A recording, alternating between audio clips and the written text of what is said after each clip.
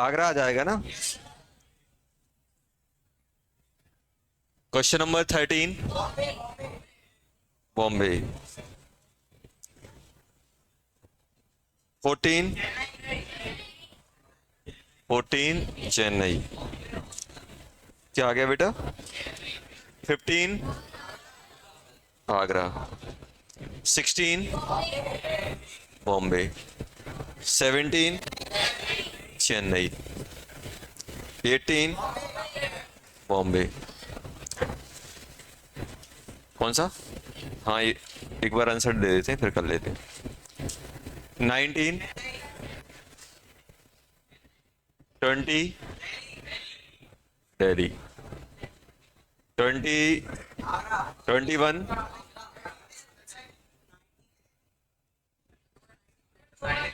अच्छा, 2 बार 19 हो गया यार ये। चलो 2 बार 19 लिख देता हूँ। दूसरा 19, पहला 19 का क्या है? चेन्नई। दूसरे 19 का दिल्ली। फिर 20 का आगरा। 21 क्या? 0.09। 22 Delhi. 23 Chennai. 24 calculate the uncertainty in velocity of cricket ball moving. Uncertainty in position दी हुई है, ये तो निकाल लिया होगा ना। कितना आ रहा है? 0.0। चलो देख लेते हैं एक बार ये आंसर। चलो ये बताओ। अरे रुक जाओ, चलो क्वेश्चन नंबर 10 में कोई डाउट है? 11, 11, 11 ना। वेलोसिटी ऑफ हीलियम एटम दी हुई है, यहां पे ध्यान दो। वेलोसिटी ऑफ हीलियम एटम दी हुई है, व्हाट इज द वेवलेंथ। मुझे बताओ, अगर किसी भी पार्टिकल की, मूविंग पार्टिकल या बॉडी की वेवलेंथ निकालनी है तो कैसे निकालते हैं? H/mv। यही लेते हैं कि नहीं लेते हैं?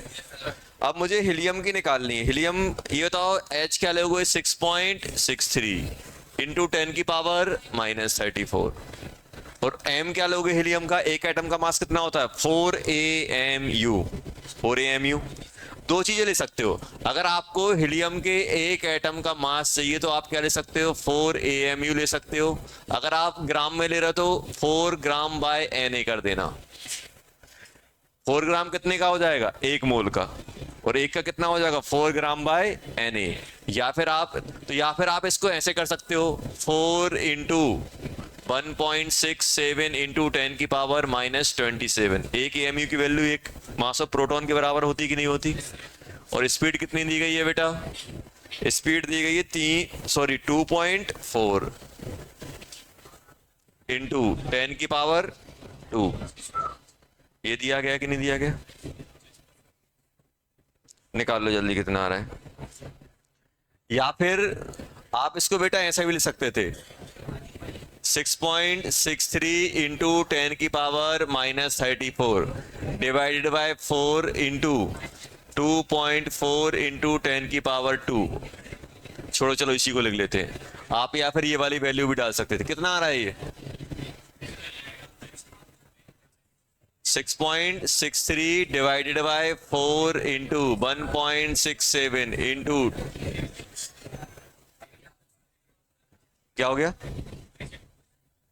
ये 2 दिया है ना, ये कितना हो जाएगा? 25। ऊपर जाएगा कितना बनेगा? -9।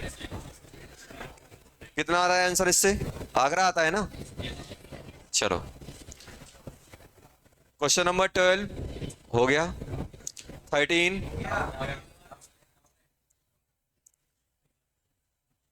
सुनो उन्होंने क्या लिखा है? अनसर्टेनिटी। ये बताओ, अनसर्टेनिटी प्रिंसिपल के अकॉर्डिंग क्या था? Delta x into delta v greater than equal to H/4πm। यही था कि नहीं था? उन्होंने बोला ये दोनों बराबर हैं। अनसर्टेनिटी ऑफ पोजीशन और अनसर्टेनिटी इन स्पीड, वेलोसिटी बराबर दी गई है। सॉरी, मोमेंटम है तो फिर क्या करोगे? Delta x delta P H/4π, ये आएगा कि नहीं आएगा? डेल्टा एक्स इक्वल टू क्या है? डेल्टा पी है कि नहीं है? और मुझे क्या निकालना है? अनसर्टेनिटी। तो ये बताओ, ध्यान देना, इसको मैं क्या डेल्टा एक्स का स्क्वायर लिख सकता हूं, h अपॉन 4 पाई हो गया कि नहीं हो गया, अरे हुआ कि नहीं हुआ। अब मुझे ये बताओ डेल्टा एक्स कितना आ गया,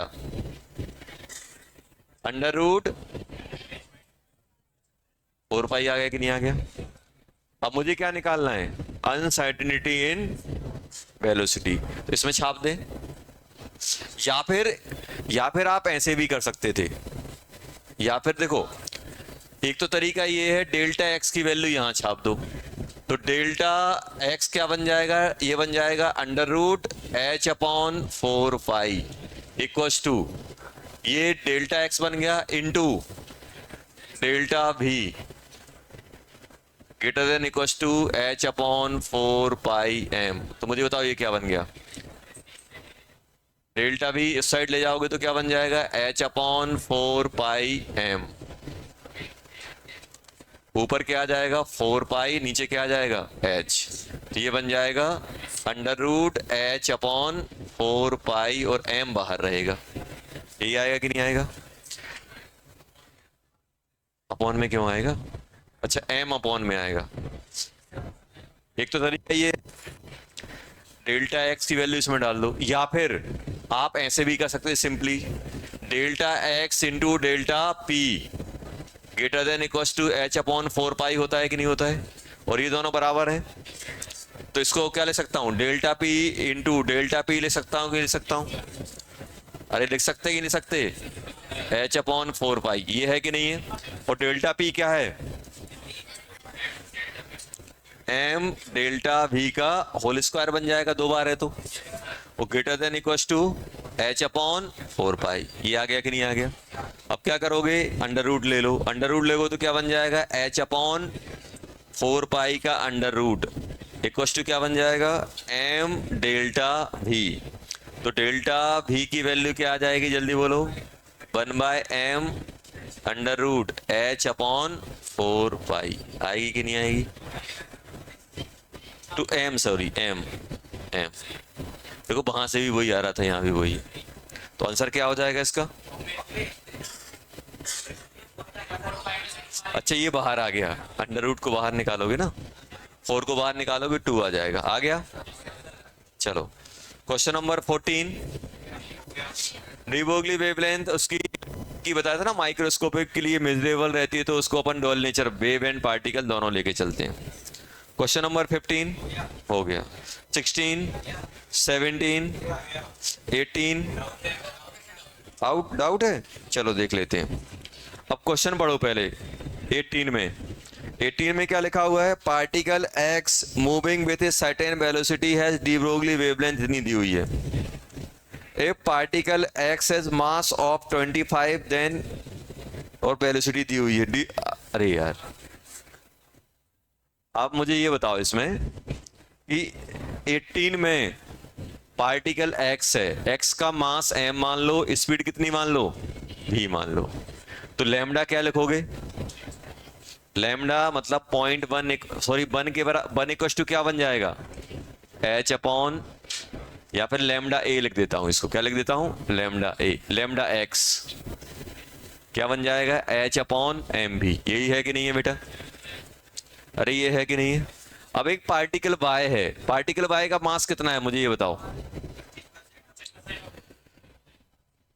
25% ऑफ x, तो x का मास कितना है m, तो m का 25% कितना होगा m/4, m/4 ही हो जाएगा, अरे m/4 हुआ कि नहीं हुआ, और स्पीड कितनी हो जाएगी 75% ऑफ x मतलब 3/4 भी होगा कि नहीं होगा, तो इसका लैम्डा y क्या लिख दोगे h upon m/4 and 3b/4, यही आया कि नहीं आया, क्या लिख दोगे, क्या आएगा बेटा जल्दी बोलो, 16/3 h अपॉन m भी, यही आएगा कि नहीं आएगा, अरे आया कि नहीं आया, आ गया आ गया। अब बताओ मुझे कि ये वैल्यू कितनी है, यही तो वन एंगस्ट्रॉम है कि नहीं है, तो ये वैल्यू क्या है वन एंगस्ट्रॉम, तो 16/3 इंटू 1 ये आ जाएगा कि नहीं आएगा, तो ये किससे मैच कर रहा है,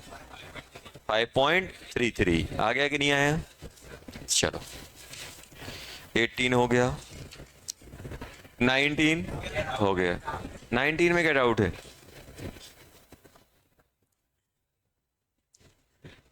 19 में क्या दिया गया बेटा? Calculate the uncertainty in position of electron with moving the velocity this, and uncertainty in velocity दी हुई ना, इतना परसेंट, इतना परसेंट अनसर्टेनिटी दी गई है, तो कैसे निकालोगे? देखो अनसर्टेनिटी निकालने का एक ही तरीका होता है, क्या होता है? हमें किस में निकालना है? Uncertainty in position, delta x और स्पीड दिया गया है delta v greater than equal to h upon 4 pi m. और जब भी हम सॉल्व करते हैं तो इक्वलिटी के लिए, मिनिमम के लिए सॉल्व करते हैं। अभी बताओ, अगर मुझे डेल्टा एक्स निकालना है, शायद डेल्टा एक्स निकालना है, ये क्या बन जाएगा? H upon 4 pi m into delta v, ये आएगा कि नहीं आएगा? अब मुझे बताओ, h की वैल्यू मुझे पता है, h की वैल्यू कितनी है? 6.63 इंटू 10 की पावर -34, 4 पाई m कितना है? जल्दी बोलो, m क्या है? क्या दिया गया है? इलेक्ट्रॉन दिया गया है, इलेक्ट्रॉन का 9.1 इंटू 10 की पावर -31, 31 लेंगे, उसमें ग्राम में लिया अपन, केजी में लेंगे, इंटू डेल्टा भी कैसे निकालोगे? इसका 0.011 निकालना है, तो 3 इंटू 10 की पावर -4, सॉरी +4 का 0.11% कितना होगा? 0.0, हाँ बोलो, ये कितना बन जाएगा? 0.011 बाय 100, ये आएगा इतना परसेंट। अरे इतनी स्पीड का इतना 100% ले लिया, कितना आ गया? 3.3, ये बन जाएगा 6.63 इंटू 10 की power -34 divided by 4 pi into 9.1, और ये कितना बन रहा है? ये कितने पावर है? 3.3 आ जाएगा ये, इंटू 10 की पावर -31, और ये लगभग 2 बार चला जाएगा, 2 लिख दिया, और ये 2 से 2 ये कट जाएगा, ये 2 आ जाएगा, तो ये बन जाएगा कितना बेटा? 10 की पावर यहां ले जाओगे -3, और ये कितना बन जाएगा? 18.2, 18.2 आ गया। और क्या कर सकते हो? एक पाई भी रह गया, पाई कितना होता है? 22/7, या फिर क्या कर सकते हो? 3.141, यही लिखते हैं ना, मल्टीप्लाई करो कितना आ रहा है, क्या निकल रहा है आंसर इससे? सेंटीमीटर में दिया है, आंसर मीटर में आएगा, फिर उसको सेंटीमीटर में कन्वर्ट कर लेना। चेक नहीं आता है ना? सेकंड 19 नहीं आया? कुछ देखो, उन्होंने बोला लीस्ट, ये तो लैम्डा क्या होता है? लिखो यहाँ ब्रैकेट में लिख लेना, all are moving with same velocity, bracket में लिखो उसमें 19 में, all are moving with same velocity, same speed, सभी की स्पीड क्या है? सेम है, तभी आप कर पाओगे।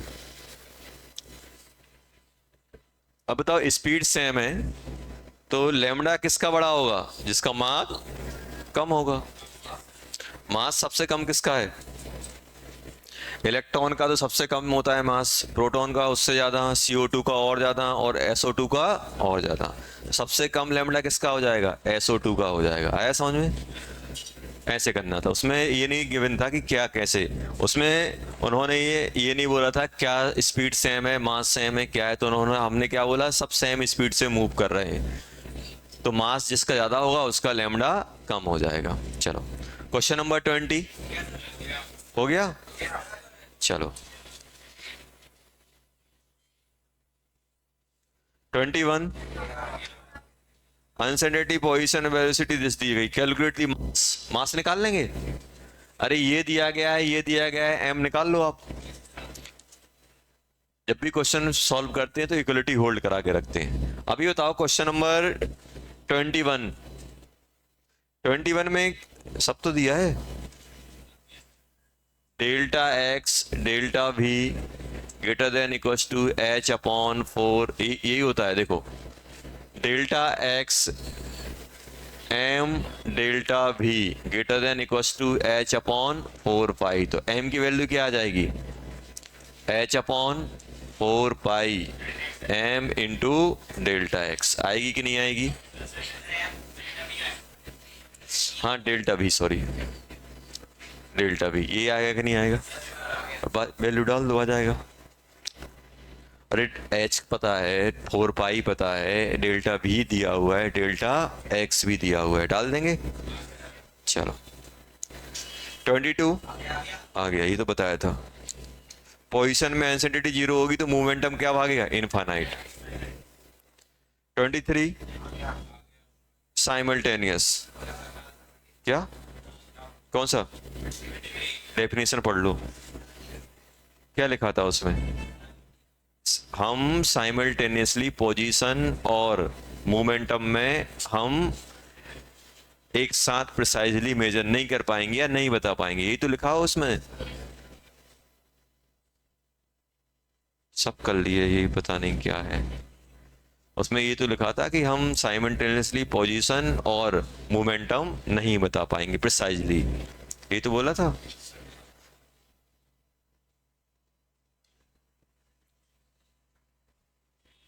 आ गया चेन्नई। 24 हो गया। 24 का answer, calculate the uncertainty of velocity of ball, mass इतना दिया हुआ है, अनसर्टेनिटी पोजीशन। कितनी बार होगा यार ये क्वेश्चन, ऐसे तो कैसे करोगे इसको? पोजीशन में दी गई है हमें, किस में चाहिए, वेलोसिटी में चाहिए। अनसर्टेनिटी किस में चाहिए, अनसर्टेनिटी मुझे चाहिए वेलोसिटी में, तो डेल्टा भी क्या बन जाएगा,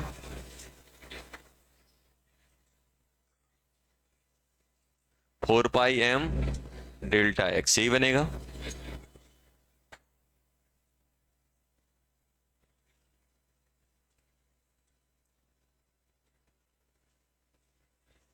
मास कितना है,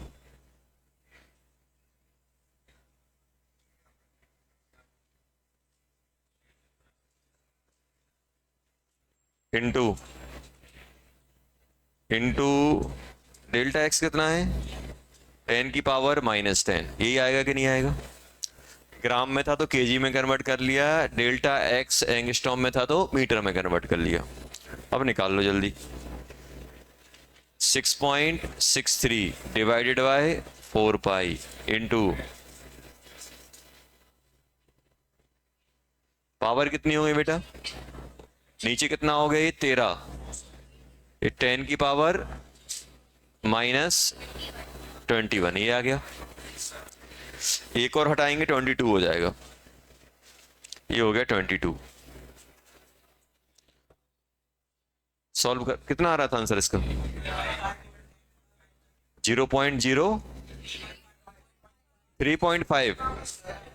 3.5 इंटू -24 क्या, मीटर पर सेकंड। चलो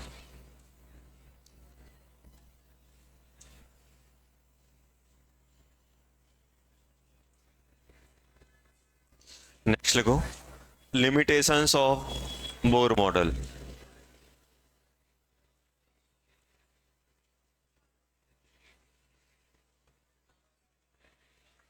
हम पढ़ने वाले हैं क्वांटम मैकेनिकल मॉडल।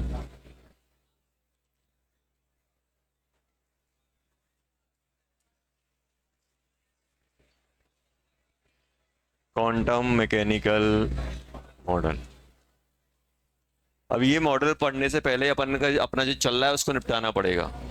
तो नेक्स्ट लिखो कौन सा, limitations of bore atomic model. Limitations of, ये तो नेक्स्ट पढ़ेंगे, क्वांटम मैकेनिकल मॉडल सबसे लेटेस्ट जो अभी भी चल रहा है। तो पहले क्या लिखो, limitations of bore atomic model. Limitations of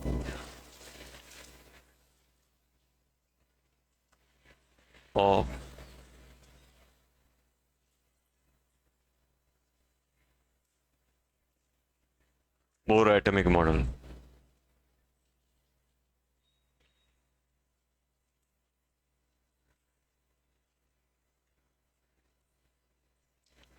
is, पहली लिमिटेशन क्या है, it is applicable only single electron system, not applicable in multi electron system. It is applicable, लिखो, it is limitations of Bohr atomic model. पहली limitations क्या है, it is applicable only single electronic system या single electronic species, single electronic species, not applicable in multi electron system. इसका मतलब आपसे कोई बोले बताओ हीलियम में फर्स्ट सेल की रेडियस क्या है, तो आप नहीं लगा पाओगे। क्यों नहीं लगा पाओगे, क्योंकि इसमें क्या है, दो दो इलेक्ट्रॉन है, दो दो इलेक्ट्रॉन है, तो फिर अपन नहीं लगा पाएंगे। क्यों नहीं लगा पाएंगे, क्योंकि सुनो, क्योंकि इन्होंने क्या किया है बेटा, अगर हम लोग बात करें, इन्होंने क्या किया है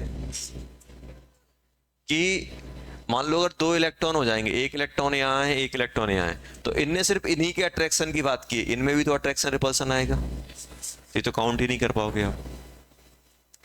तो मल्टी इलेक्ट्रॉन सिस्टम लेंगे तो हमारे पास और भी अट्रैक्शन रिपल्सन आएंगे और वो काउंट नहीं कर पाएंगे। और आपने देखो जब पोटेंशियल एनर्जी निकाली या फिर इलेक्ट्रोस्टैटिक अट्रैक्शन निकाला तो न्यूक्लियस और इस इलेक्ट्रॉन की बात की, क्योंकि और इलेक्ट्रॉन है ही नहीं है, तो सिर्फ एक ही टाइप का अट्रैक्शन है। अब अगर इस टाइप का है तो फिर निकाल पाने में थोड़ी दिक्कत आई, क्योंकि हमें नहीं मालूम कि ये इलेक्ट्रॉन कितने दूर है, कभी इलेक्ट्रॉन यहाँ भी होगा, कभी इलेक्ट्रॉन यहाँ भी होगा, कभी पास में भी होगा, कभी दूर में भी होगा। तो आप ये मान के चलो यहाँ पे कि ये सिर्फ किसके लिए एप्लीकेबल है, सिंगल इलेक्ट्रॉनिक सिस्टम के लिए, पहला, not applicable in multi electron system. Second, not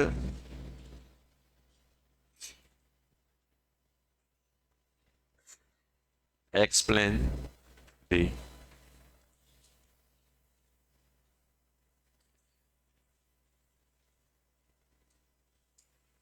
Zeeman and Stark effect. Sir ये क्या होते हैं, रीमन एंड स्टार्क इफेक्ट? देखो, बोर एटॉमिक मॉडल ने किसको एक्सप्लेन किया था, लाइन स्पेक्ट्रम को। ध्यान सुनना, एटॉमिक, ये अच्छी बात थी कि जो अपना बोर एटॉमिक मॉडल था, बोर ने किसको, लाइन स्पेक्ट्रम ऑफ एटम, इसको इन्होंने एक्सप्लेन किया था। इट एक्सप्लेन दी लाइन, बताया था कि जब इलेक्ट्रॉन एक्साइड होगा तो डी एक्साइड था, डी एक्साइड होके वो एक सेल से दूसरे सेल में आएगा तो क्या करेगा, डिफरेंट फ्रिक्वेंसी या वेवलेंथ की फोटोन एमिट करेगा, स्पेक्ट्रम लाइन आएगी। तो ये तो एक्सप्लेन किया है कि मान लो कोई इलेक्ट्रॉन को अगर हम एक्साइड करते हैं तो वो जो रेडिएशन एमिट हो रही है वो किसके थ्रू हो रही है, तो उन्होंने क्या बोला कि इलेक्ट्रॉन हायर से लोअर में आएगा तो एनर्जी एमिट करेगा, इन्होंने एक्सप्लेन किया है। लेकिन जीवन और एक स्टार्क इफेक्ट था, उसको एक्सप्लेन नहीं कर पा रहे थे। ये क्या था, सबसे पहले हम ये देख लेते हैं। स्टार्क और जीवन इफेक्ट सिंपल ये था कि अगर हम किसी एटम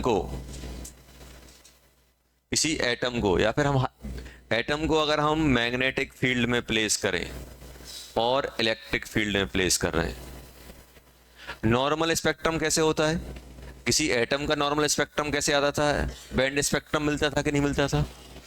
एटॉमिक स्पेक्ट्रम देखो, अगर हम लाइन स्पेक्ट्रम की बात करें, लाइन स्पेक्ट्रम ऑफ एटम, तो ऐसा बनता था कि नहीं बनता था, ये पूरा का पूरा ऐसा था, एक लाइन, दो लाइन, तीन लाइन, चार लाइन ऐसे बनती थी। तो ये तो एक्सप्लेन किया था कि ये लाइन क्यों आ रही थी, क्योंकि जब इलेक्ट्रॉन हायर से लोअर में आया होगा तो फोटोन एमिट किया होगा, तो इस टाइप का ये बन जाएगा। लेकिन अगर हम उसी एटम को मैग्नेटिक और इलेक्ट्रिक फील्ड में प्लेस कर दें, उसके बाद अगर इसका हम स्पेक्ट्रम देखें, उसके बाद अगर इसका स्पेक्ट्रम देखा गया तो कुछ ऐसा आ रहा था, अभी भी कोई ज्यादा चेंज नहीं था, ऐसा था, लेकिन क्या आ रही थी, थोड़ी थोड़ी सी ये फाइन ऐसी ऐसी लाइन बन रही थी, थोड़ी थोड़ी सी, मतलब ये लाइन क्या हो रही थी, थोड़ी बोल रहे हैं या फिर फैल जा रही थी। इनके साथ थोड़ी थोड़ी, जैसे मान लो ये अपना यार रेड कलर है तो रेड के साथ थोड़ा सा और अपना क्या होता है, ये एकदम से इंटेंस ना होकर फैली हुई आ रही थी। जब इलेक्ट्रिक और मैग्नेटिक फील्ड में रख रहे थे, इलेक्ट्रिक और मैग्नेटिक फील्ड में रख रहे थे, तो ऐसा हो रहा था, इस टाइप का। यहां पे क्या है, यहाँ पे देखो, यहाँ पे अपनी फाइन लाइन बन रही है, यहाँ पे क्या हो रही है, ये लाइन जो कर रही थी क्या हो रही थी आपकी, थोड़ी डाइवर्ज हो जा रही थी, मतलब इनके साथ क्या होती, छोटी छोटी लाइनें और आ रही थी। तो ये क्यों हो रहा था, ये एक्सप्लेन नहीं किया था। अब जीवन इफेक्ट क्या होता है, स्प्लिटिंग ऑफ, अगर हम यहां पे लिखें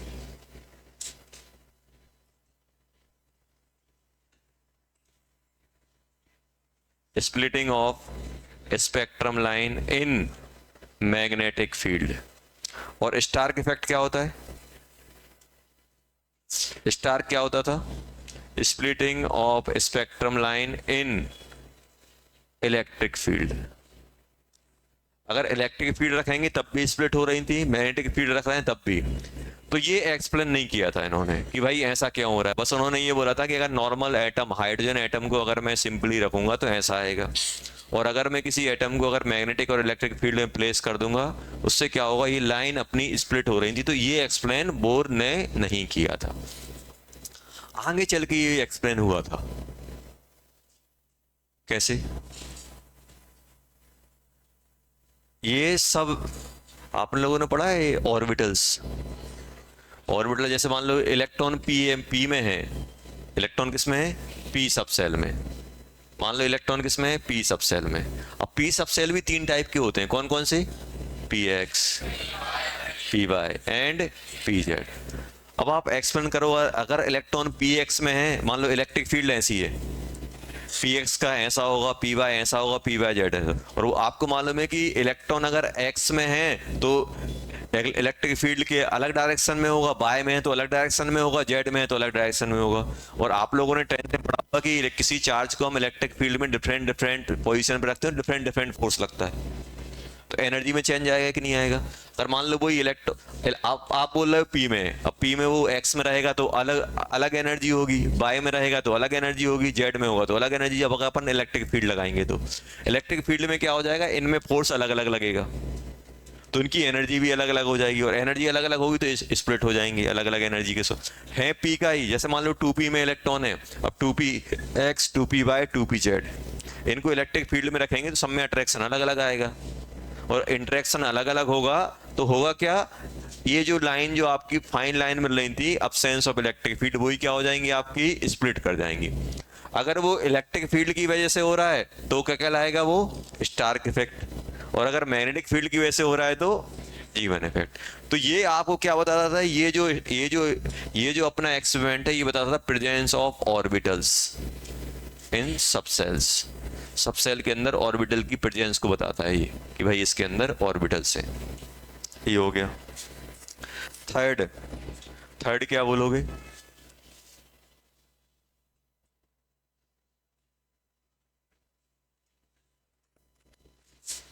इन पहले ये लिख लो,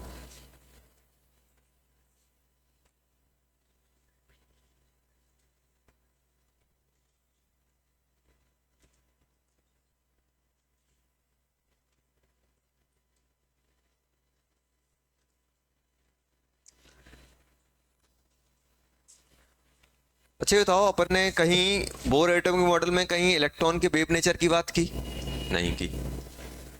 तो फोर्थ लिमिटेशंस क्या है, it consider only particle nature of electron, it consider only particle nature of, पहले ये बना लो, जीवन और स्टार्क, बस इतना पूछेंगे, जीवन इफेक्ट और स्टार्क इफेक्ट लिमिटेशंस में आपके पॉइंट आ जाएंगे, कौन कौन से पॉइंट हैं जो बोर ने एक्सप्लेन नहीं किए। तो उन्होंने जीवन इसको एक्सप्लेन किया, line spectrum of hydrogen atom या एटम का उन्होंने लाइन स्पेक्ट्रम एक्सप्लेन किया है कि भाई लाइन इसलिए आती क्योंकि जब इलेक्ट्रॉन लोअर से हायर से लोअर में आता, तो लेकिन उन्होंने जीवन और स्टार्क इफेक्ट को एक्सप्लेन नहीं किया।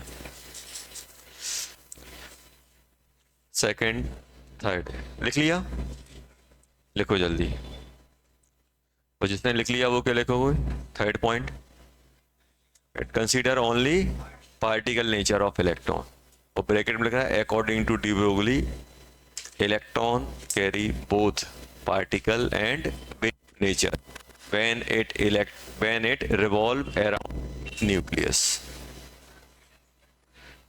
It consider only particle nature of electron, it consider only particle nature of electron, it consider only particle nature of electron, और ब्रैकेट में क्या लिखोगे, according to de Broglie, according to de Broglie electron have both particle as well as wave nature when it revolve around the nucleus. It consider only particle nature of electron.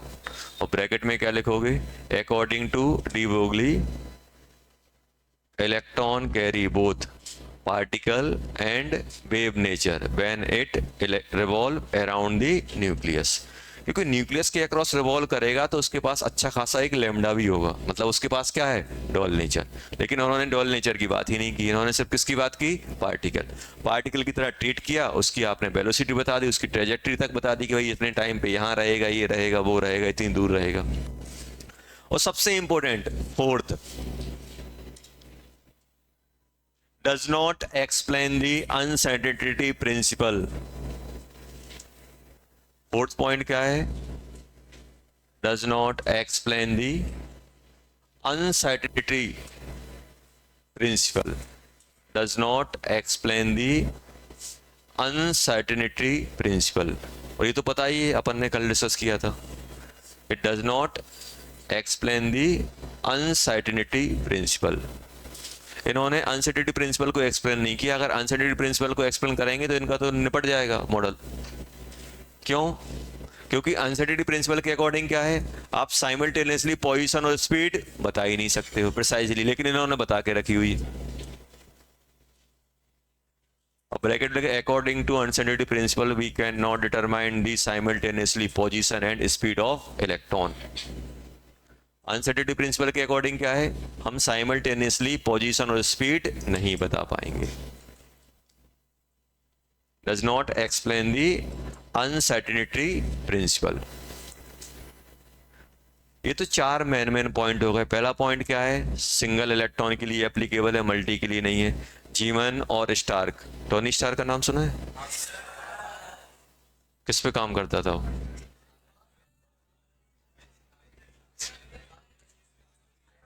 तो electric field ऐसे चिंगारियां निकलती देख रहे हैं, तो ऐसे याद रखना, टोनी स्टार्क मतलब इलेक्ट्रिसिटी, इलेक्ट्रिक फील्ड। नहीं सुना वो आयरन मैन, तो स्टार किस पे आएगा, इलेक्ट्रिक फील्ड पे, और जीवन किस पे आएगा, मैग्नेटिक फील्ड पे। चलो अब ज्यादा नहीं फील लेना है। तो स्टार के इफेक्ट किस पे आएगा, इलेक्ट्रिक फील्ड पे, और मैग्नेटिक फील्ड पे कौन आएगा, जीवन इफेक्ट। तो स्टार्क इफेक्ट और जीवन इफेक्ट को इन्होंने एक्सप्लेन नहीं किया, और इन्होंने पार्टिकल नेचर माना है जबकि दोनों नेचर होते हैं, और इन्होंने अनसर्टेनिटी प्रिंसिपल को एक्सप्लेन नहीं कर पाए।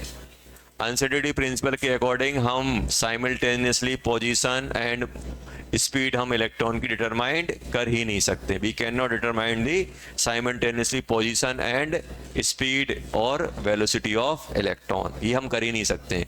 लेकिन हमने एक अच्छा खासा फॉर्मूला दिया हुआ है, बोर्ड ने तो अच्छा खासा फॉर्मूला दिया है, स्पीड का भी दिया हुआ है, पोजीशन मतलब रेडियस का भी दिया हुआ है कि इतनी दूर रहेगा electron.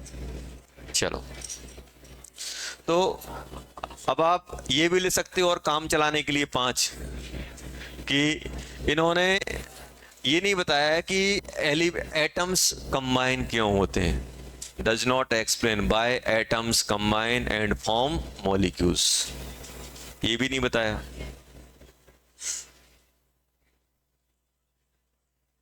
Not explain by atoms combine and form molecules, atom combine होके मॉलिक्यूल्स क्यों बनाते हैं ये भी नहीं बताया उन्होंने, बस एटम है ऐसा है।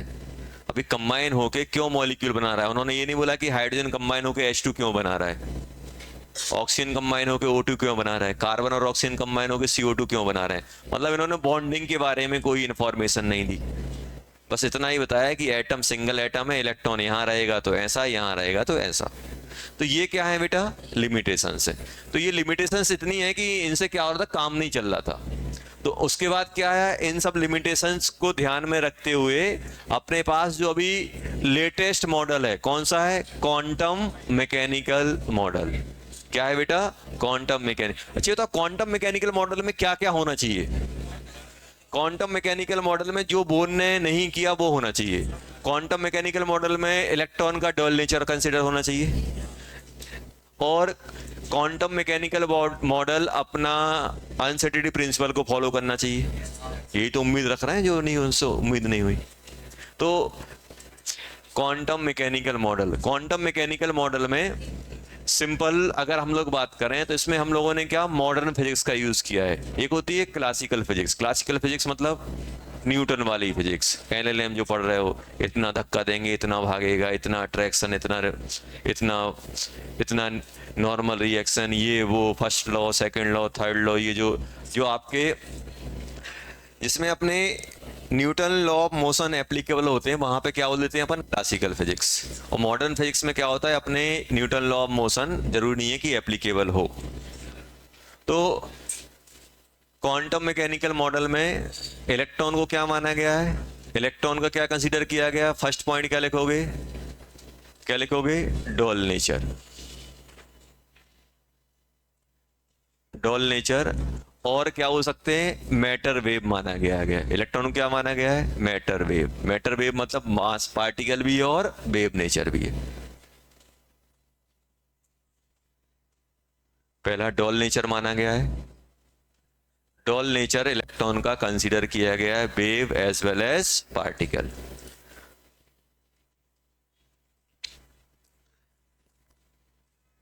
It follow the uncertainty principle. इसमें अनसर्टेनिटी प्रिंसिपल को भी फॉलो कराया गया है। और quantum mechanical model consider the uncertainty principle of uncertainty principle. तो इसमें जो अनसर्टेनिटी प्रिंसिपल है उसको भी कंसीडर किया गया है। सबसे बड़ी दिक्कत उनके साथ ये थी, सर ये अगर उन्होंने कंसीडर किया है तो फिर इलेक्ट्रॉन की पोजीशन कैसे बताई। पहला क्या है, इलेक्ट्रॉन का डबल नेचर, मतलब क्या माना गया है, मैटर वेव। और uncertainty principle, it considered the uncertainty principle of electron. जो इलेक्ट्रॉन का जो अनसर्टेनिटी प्रिंसिपल था उसको भी उन्होंने कंसीडर किया है। तो जो मेन दिक्कत क्या थी, मेन दिक्कत थी इनकी कि इन्होंने बोर ने क्या किया था, पार्टिकल माना था, डबल नेचर के बारे में बात नहीं की थी। लेकिन क्वांटम मैकेनिकल मॉडल में इलेक्ट्रॉन का डबल नेचर कंसीडर किया गया है, अनसर्टेनिटी प्रिंसिपल को फॉलो कराया गया है। अब फॉलो कैसे कराया गया, उसी के चक्कर में तो देखो बोर के अकॉर्डिंग क्या था। अगर हम बात करें अनसर्टेनिटी प्रिंसिपल के अकॉर्डिंग आप पोजीशन और स्पीड में एक्यूरेसी नहीं ला सकते। एक में एक्यूरेसी लाओगे दूसरे में एरर हो जाएगी। तो इसलिए क्या हुआ, यहां से एक टर्म आया ऑर्बिटल। बोर के अकॉर्डिंग क्या था, ऑर्बिट। ये किसका था, बोर का था। और ये किसका है, जो अपने पास जो क्वांटम मैकेनिकल मॉडल है, जो आपका लेटेस्ट मॉडल है, ये क्या किसमें आया, क्वांटम मैकेनिकल मॉडल में, ऑर्बिटल। तो बोर ने क्या बोला था, इतनी दूर चले जाओ इलेक्ट्रॉन मिल जाएगा, ऐसे घूम रहा हो इतनी स्पीड से, इतनी रेडियस पे। लेकिन रियलिटी में क्या है, रियलिटी में ये बोला गया कि इलेक्ट्रॉन की आप साइमल्टेनियसली मतलब एग्जैक्ट पोजीशन डिफाइन ही नहीं कर सकते हो। तो उन्होंने बोला एग्जैक्ट नहीं बता सकता हूं तो एक रेंज तो बता सकता हूं, यहां मिलेगा। तो उन्होंने क्या बोला, एक एरिया बता दिया कि भाई यहां पे है, ये पूरा का पूरा एक स्पेस बता दिया। ऑर्बिटल क्या होता है, space around the nucleus where electron finding probability is maximum. आया समझ में। अब इन्होंने ये नहीं बोला कि यही है, उन्होंने बोला कि इस रीजन में, उन्होंने ये नहीं बोला कि यहां है कि यहां है, उन्होंने बोला कि इस रीजन में चले जाओगे। जैसे मान लो किसी को आपको ढूंढना है तो वो यहां आ जाएगा 10 बजे कि भाई यही मिलेगा ब्रेक में, 9 बजे आ जाएगा। अब 9 बजे तो आप यहाँ भी मिल सकते हो, इस रूम में भी मिल सकते हो, बाहर लॉबी में भी मिल सकते हो। मतलब क्या है, आपकी मिलने की प्रोबेबिलिटी क्या है, इस बिल्डिंग में मिलने की प्रोबेबिलिटी है। तो आपके लिए बिल्डिंग क्या हो जाएगा, ऑर्बिटल की तरह काम करेगा। अब ऐसा फिक्स नहीं है कि 9 बजे आओगे इस सीट नंबर पे यहाँ बैठा मिलेगा। अगर ऐसा बोल दिया मतलब क्या है, सर्टेन है। और अनसर्टेन मतलब क्या है कि इस पूरे रीजन में कहीं ना कहीं आप डोलते हुए मिल जाओगे। समझ में आया। तो आप मतलब एक रीजन दे रहे हो कि भाई अब जरूरी नहीं है कि यहां मिलोगे। अब मैं बोल रहा हूं कि इस रीजन में मिलने की प्रोबेबिलिटी ज्यादा है और मैं 4-5 दिन से वॉच कर रहा हूं कि आप यहां खड़े हो जाते हो 9 बजे, तो मैं बोलूँगा यहाँ मिलने की प्रोबेबिलिटी ज़्यादा मैक्सिमम है, उस दिन शायद आप वहाँ नहीं मिलो, ये भी हो सकता है। तो किसकी बात होती है? प्रोबेबिलिटी की, क्योंकि एक परफेक्ट मतलब एक एग्जैक्ट डिस्टेंस हमें नहीं मालूम कि इलेक्ट्रॉन यहीं है, क्योंकि हम एग्जैक्ट पोजीशन हम बता ही नहीं सकते हैं। क्यों नहीं बता सकते हैं? क्योंकि इतना अपना जो माइक्रोस्कोपिक पार्टिकल है इतना तेज रिवॉल्व कर रहा है, तो उसमें कुछ ना कुछ एरर आएगी पोजीशन में और स्पीड में। तो इसलिए क्या करते हैं, हम एक रीजन बताते हैं, मतलब एक जगह बताते हैं या एक स्पेस बताते हैं अराउंड द न्यूक्लियस, जहां ऑर्बिटल क्या है, एक ऐसा स्पेस है न्यूक्लियस के अक्रॉस जहां पे इलेक्ट्रॉन मिलने की प्रोबेबिलिटी क्या हो? मैक्सिमम। और ऑर्बिट क्या था? ऑर्बिट, बोर के अकॉर्डिंग ऑर्बिट वो था जहां पे इलेक्ट्रॉन रिवॉल्व कर रहा है, एक सर्टेन पाथ जहां पे इलेक्ट्रॉन क्या कर रहा है? न्यूक्लियस के चारों ओर चक्कर लगा रहा है या फिर आपके रिवॉल्व कर रहा है। एक सर्टेन पाथ था जहां पे इलेक्ट्रॉन रिवॉल्व कर रहा है, ये ऑर्बिट था। लेकिन जैसे ही अपना क्वांटम मैकेनिकल मॉडल आया, ऑर्बिट का कॉन्सेप्ट खत्म, क्या आ गया पिक्चर में? ऑर्बिटल। ऑर्बिटल का कॉन्सेप्ट आया, जो अपन ने क्वांटम नंबर पढ़ा था वही ऑर्बिटल है ये। तो वो ऑर्बिटल कहां से आया था अपना? ऑर्बिटल कॉन्सेप्ट में डॉल नेचर भी कंसीडर है, और अगर क्वांटम मैकेनिकल मॉडल की बात किया है तो it consider doll nature and uncertainty principle, दोनों को कंसीडर करके ये मॉडल दिया गया है। तो ये अपन ने ऑर्बिटल वगैरह अपन ने पहले से ही रखा हुआ है। अब बात आती है कि सर इलेक्ट्रॉन का डॉल नेचर माना गया है, तो यहाँ पे क्या होता है कि ये जो अपना क्वांटम मैकेनिकल मॉडल है ये अपना किस पे बेस्ड है? श्रोडिंगर वेव इक्वेशन पे। देखो इट ऑर्बिटल की डेफिनेशन लिख ली थी,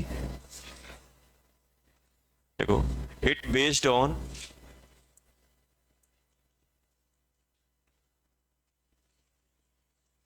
Schrodinger wave equation of electron.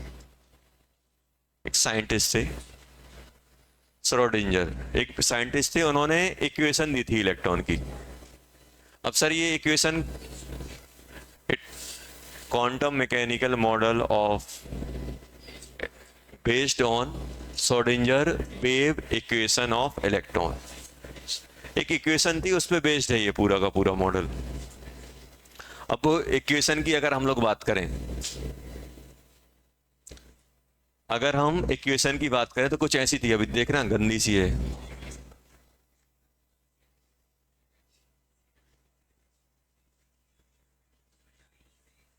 Chinese नहीं है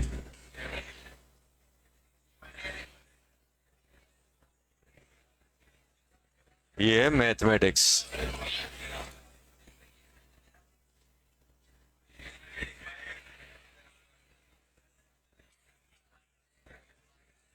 एट पाई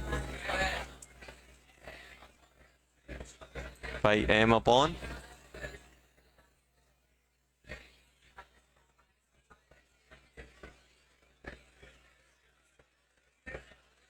चलो सुनो, अरे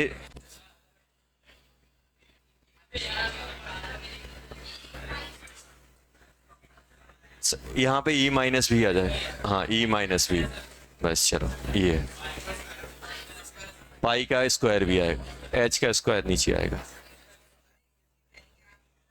अरे रुक तो जाओ, समझा देता हूं है क्या ये। पहले ये लिख लो, quantum mechanical model is based on, किस पे बेस्ड है? Schrodinger wave equation. किस पे बेस्ड है बेटा?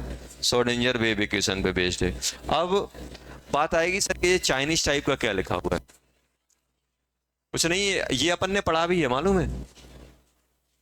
अच्छा बताओ, आपने ये पढ़ा है dy बाई डी एक्स? ये पढ़ा है? अरे देख तो लो पहले, ये क्या है? ये differential equation of y with respect to x. ये क्या है? डबल। बस सुनो, अब ये क्या है? सबसे पहले अपन बात कर लेते हैं साई। साई क्या है? इसको बोलते हैं पी साई। पी क्या होता है? साइलेंट। साई पढ़ते हैं इसको। अब अरे सुनते जाओ, अब यहां से बहुत सारी चीजें आपको ये मान के चलनी पड़ेगी कि ऐसा होता है। सुनते जाओ पहले, अब दिमाग नहीं लगाओ कि ये क्या है, ये तो सर हमने पहले देखा नहीं है क्या है। कहीं कहीं इसको ऐसे ही बना देते हैं, ऐसे ही बना मिलेगा। तो ये क्या है,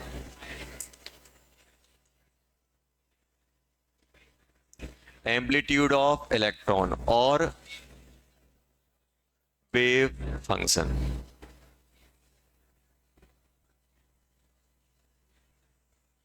मतलब सुनो, इलेक्ट्रॉन को अपन ने पार्टिकल वेव नेचर माना है, तो कुछ ना कुछ एम्पलीट्यूड रहेगा कि नहीं रहेगा। तो ऐसा मान लो कि साई किसको रिप्रेजेंट कर रहा है, एम्पलीट्यूड ऑफ इलेक्ट्रॉन और wave function of electron. Wave किस पे डिपेंड करता है, वेव एम्पलीट्यूड पे। भाई जितना बड़ा एम्पलीट्यूड होगा वैसे ही अपन को वेव दिखेगी, तो उन्होंने क्या बोल दिया, वेव फंक्शन। ये आ गया साई, अपन ने डिफाइन कर दिया साई क्या है।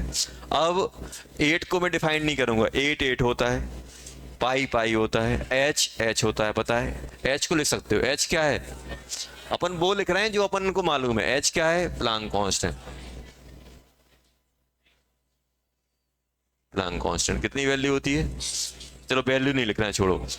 एम क्या है, मास किसका, मास ऑफ इलेक्ट्रॉन। ई क्या है, total energy, total energy of electron. भी क्या है, potential energy of electron. Sir ये सब तो हो गया। अब बस मुझे ये बता दो कि ये क्या है।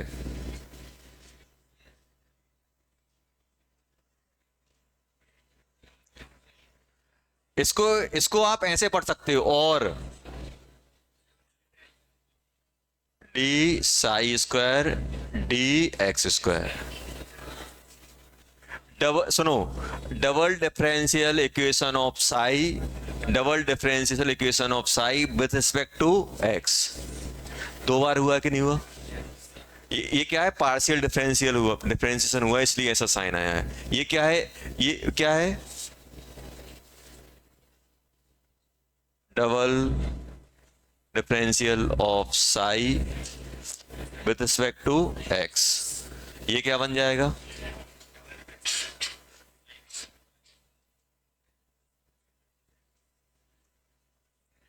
Sai with respect to y. और लास्ट में क्या लिखोगे, जेड। इस बात नहीं करो यार, बात बहुत करते हो। विद रिस्पेक्ट टू जेड, ये आ जाएगा। With respect to x double differentiation, with respect to Y, with respect to Z. और ये क्या है, 8 pi square M H square E minus V. E क्या है, टोटल एनर्जी, भी क्या है, potential energy, into psi equal to 0। और ये किसके टर्म में लिखी गई है, एनर्जी के टर्म में। तो इसको एक नाम और दिया जाता है, ये क्या है अपना, पहले इतना लिख लो फिर बात करते हैं इसके बारे में।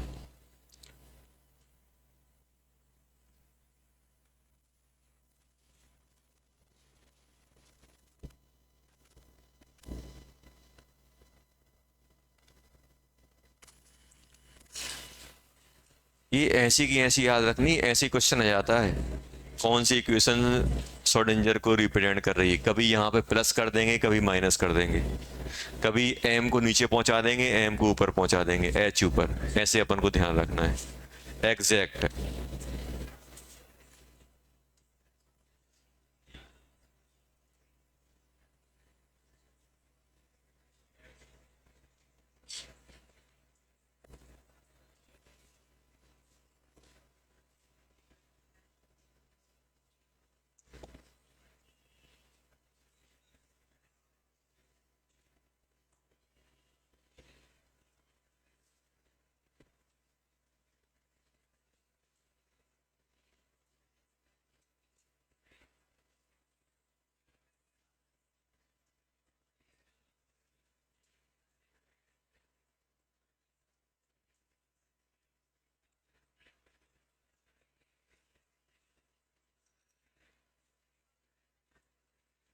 चलो यहां देखो,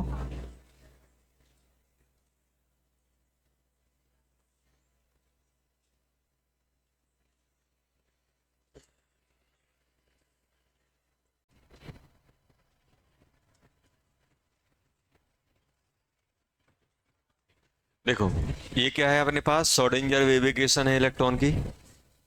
double differentiation with respect to x, double differential with respect to y, double differential with respect to z, किसका, साई का। 8 pi square m/h² e-v into Sai. ये क्या है अपनी, साई की इक्वेशन है in term of energy. Energy के टर्म में है कि नहीं है, तो यहाँ पे लिख लेना। ये क्या है अपनी, इन टर्म ऑफ एनर्जी। और इसमें कहीं टाइम यूज हो रहा है क्या, कहीं टी आया है, टाइम, टाइम इंडिपेंडेंट ऐसा भी बोला जाता है। इसको क्या बोला जाता है, टाइम इंडिपेंडेंट इक्वेशन। ये क्या है अपनी, टाइम इंडिपेंडेंट। डबल ये अपन बोलें कि ये क्या है अपना, यहाँ पे कौन कौन यूज हुआ है, साई और एनर्जी यूज हुआ है। तो एनर्जी की टाइम इंडिपेंडेंट इक्वेशन साई की। तो यहाँ पे अगर हम लोग बात करें तो इसको मालूम है ऐसा भी लिख देते हैं कहीं कहीं,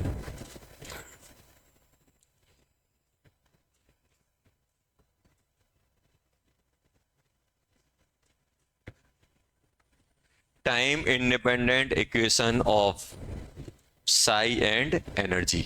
साई और एनर्जी की टाइम इंडिपेंडेंट इक्वेशन है। टाइम पे कहीं पे वो नहीं आ रहा है, टाइम इन्वॉल्व नहीं हो रहा है, क्योंकि एक इक्वेशन होती है जिसमें टाइम भी इन्वॉल्व होता है। तो time independent equation of Sai and energy.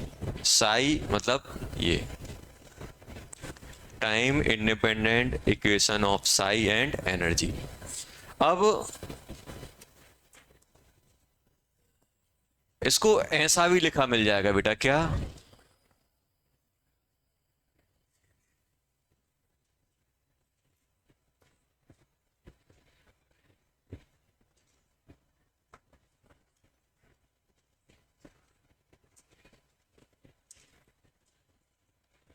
ऐसा लिखा भी मिलेगा।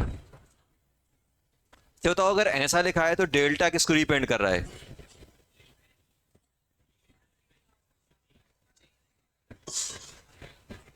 इसको डिपेंड कर रहा है कि नहीं कर रहा है,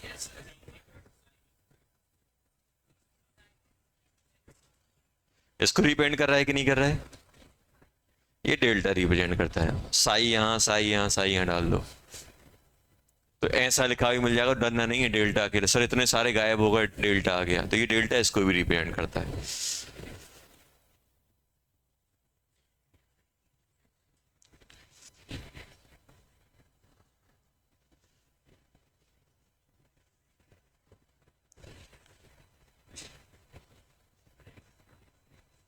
तो अभी अपना मेन काम क्या है, मेन काम ये है कि अपन को ये एग्जैक्ट इक्वेशन ध्यान रखनी है। हो गई होगी ध्यान। अब अब सुनो पहले, अब काम की बात, एक तो ये हो गया अपन को। अब बात आएगी कि देखो, मैं आपसे ये बोलूंगा कि हम इस इक्वेशन को क्या करेंगे, सॉल्व करेंगे। इक्वेशन को सॉल्व करेंगे, हम साई को निकालने की कोशिश करेंगे। अब होगा क्या कि इसको सॉल्व कर पाना इतना आसान नहीं है। आप जब जाके आगे कहीं जब पढ़ोगे, हायर कॉलेज मॉलेज वगैरह में जाओगे, वहां पे सॉल्व करोगे। और सॉल्व करने के लिए आप ऐसे समझो कि जैसे आपके पास क्या है, डबल डिफरेंशियल है, तो दो डबल इंटीग्रेशन इसमें करना पड़ेगा, तब जाके एक्स में अलग, बाय में अलग पार्शियल इंटीग्रेशन होगा। वो अलग अलग चीजें हैं, वो अपन को आती नहीं है। अपन को इसका सॉल्यूशन कुछ भी नहीं देखना है, बस अपन एक छोटी सी टर्म लिखेंगे, उससे अपना काम हो जाएगा। By applying proper mathematical operation, मतलब जैसे भी सॉल्व हो रहा होगा हो जाए, बस हमें इसके सॉल्यूशन देखना है कि सॉल्यूशन कैसे बनते हैं। तो अब होगा क्या कि जब इसमें हम प्रॉपर मैथमेटिकल ऑपरेशन, मतलब हम इंटीग्रेशन में इंटीग्रेशन लगा के इसको हम सॉल्व करेंगे। सॉल्व करने के बाद क्या होता है, इसके इनफाइनाइट सॉल्यूशन आते हैं। ध्यान सुनना क्या बोल रहा हूँ, जब इस इक्वेशन को सॉल्व किया गया तो इससे क्या निकले, इनफाइनाइट सॉल्यूशन। जैसे हम जब अब क्वाड्रेटिक को सॉल्व करते हैं तो सॉल्यूशन निकलते हैं, 2 निकलते हैं। क्यूबिक को सॉल्व करोगे 3 निकलेंगे, अगर x की पावर 4 रहेगा 4 निकलेंगे। अब ये बताओ, अगर आप जैसे आपने क्वाड्रेटिक इक्वेशन पढ़ी है, क्वाड्रेटिक इक्वेशन के क्या कभी सभी के सभी सॉल्यूशन रियल होते हैं, रियल हो भी सकते हैं, कुछ रियल इमेजिनरी भी हो सकते हैं। ऐसे ही क्या हुआ कि जब इस इक्वेशन को सॉल्व किया गया साई के लिए, तो वो इनफाइनाइट सॉल्यूशन निकले, और उस इनफाइनाइट सॉल्यूशन में से कुछ आपके एक्सेप्टेबल थे, कुछ नहीं थे, मतलब कुछ रियल थे, कुछ इमेजिनरी थे। उन रियल सॉल्यूशन, जो रियल सॉल्यूशन आ रहे थे, उनको हमने कंसीडर किया, और जो सॉल्यूशन निकलते हैं वो आप पढ़ चुके हो। क्या है वो क्वांटम नंबर। जब हम श्रोडिंगर वेव इक्वेशन को प्रॉपर मैथमेटिकल ऑपरेशन लगा के जब हम श्रोडिंगर वेव इक्वेशन को सॉल्व करते हैं, उससे क्या निकलते हैं, इनफाइनाइट सॉल्यूशन। उन इनफाइनाइट सॉल्यूशन में से जो आपके रियल हैं या एक्सेप्टेबल हैं उनको हम लोग लेते हैं, और उन सॉल्यूशन को हम किसके नाम से जानते हैं, क्वांटम नंबर के नाम से जाने जाते हैं। अब जैसे आप बोलते हैं ना क्वांटम नंबर, जैसे अपन ने पढ़ा क्वांटम नंबर पढ़ा, एल की वैल्यू कितनी हो रही है, 0। जैसे मान लो एन की वैल्यू 2 है, तो एल की वैल्यू क्या आएगी, 0 1। अब एल की वैल्यू क्या है, इसके लिए 2 बन जाएगा, नहीं बनेगा। तो अगर 2 आ रहा है मतलब वो क्या है, नॉन रियल है। अपन को पहले ही पता है एल की वैल्यू, एन की वैल्यू 2 के लिए एल 1 और 2, 0 और 1 रहेगा, 2 नहीं जाएगा। अगर कहीं पे 2 दिया तो हम बोलते हैं ना ये डिस्कार्ड कर दो, ये अपना एक्सेप्टेबल वैल्यू नहीं है, गलत है। तो क्यों, क्योंकि कौन, ये आपकी श्रोडिंगर वेव इक्वेशन में वो कैसे निकल, उसकी इमेजिनरी वैल्यू आई होगी। तो जब हम इसको सॉल्व करते हैं by applying proper mathematical operation, जब इसको हम सॉल्व नहीं करना, सॉल्व करोगे तो लगभग 30 से 40 इक्वेशन बन सॉल्व करने में बहुत सारे एजम्पशन लेने पड़ते हैं। और सबसे बड़ी बात यह है कि जो ये सॉल्व किया गया है, किसके लिए सॉल्व किया गया है, हाइड्रोजन एटम। ये इतनी कॉम्प्लिकेटेड है कि अदर एटम के लिए अभी भी कैलकुलेशन चल रही है। जो सुपर कंप्यूटर है ना, वहां पे इक्वेशन डाल के उसको सॉल्यूशन निकाले जा रहा है, अभी भी प्रॉपर हर एक एटम के लिए अभी नहीं निकले हैं। मतलब इतने कॉम्प्लिकेटेड इसके रिजल्ट रहते हैं। एक इलेक्ट्रॉन में तो काम चल जाता है, मोर देन 1 इलेक्ट्रॉन में बहुत कॉम्प्लिकेटेड हो जाती है। तो ये जो सॉल्व किया गया है वो किसके लिए सॉल्व किया गया है, अगर हम लोग देखें, हाइड्रोजन एटम के लिए। अब यहां पे ध्यान दो, जब इसको हम क्या करेंगे, सॉल्व करते हैं बाय प्रॉपर मैथमेटिकल ऑपरेशन लगा के, या फिर लिख लो सॉल्विंग, इसको अपन ने क्या किया, सॉल्व किया।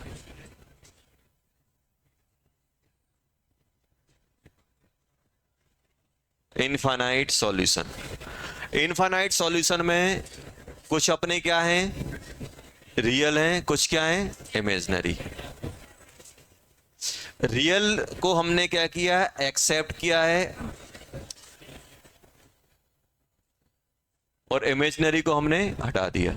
और ये जो रियल सॉल्यूशन है वो किस नाम से जाने जाते हैं, क्वांटम नंबर, क्वांटम नंबर के नाम से जाने जाते हैं। बस इतना सा अपन को ध्यान रखना है कि जो श्रोडिंगर वेव इक्वेशन है, जब उसको हम प्रॉपर मैथमेटिकल ऑपरेशन लगा के सॉल्व करते हैं तो उसके बहुत सारे सॉल्यूशन निकलते हैं। उन सॉल्यूशन में से आपके जो क्वांटम नंबर, जो रियल सॉल्यूशन है, जो एक्सेप्टेबल हैं, जैसे वो क्या होते हैं, वो किस नाम से जाने जाते हैं, क्वांटम नंबर से। क्वांटम नंबर कौन कौन से quantum number, n l m, 3 quantum number आते हैं, एन एल एम। एस वाला नहीं आता, एस वाला श्रोडिंगर वेव इक्वेशन से नहीं आया, एस वाला बाद में ऐड किया था। Spin quantum number Schrodinger wave equation का पार्ट नहीं है।